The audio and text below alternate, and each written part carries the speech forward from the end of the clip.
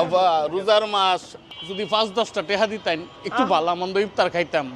আহারে মামা, এই যে নেন 100 টাকা। আলহামদুলিল্লাহ। 100 টাকা রাখেন, আপনিও পেট ভরে ইফতার করেন। বাসায় যে বউ বাচ্চা আছে ওদের জন্য একদম ভালো মতো ইফতার নিয়ে যাবেন। হ্যাঁ, পেট ভরে সবাই ইফতার করেন আজকে। চাইলো 10 টাকা, দিয়ে দিলা 100 টাকা। আহারে দেখছেন লোকটার অবস্থা, গেঞ্জিটা পর্যন্ত ছিঁড়া। মামা শুনেন, একটা নতুন গেঞ্জি কিনেন, বাসায় যে বউ বাচ্চা আছে না ওদের জন্য কাপড় চোপড় কিনে নিয়ে যান 100 টাকা দিয়ে, ঠিক আছে?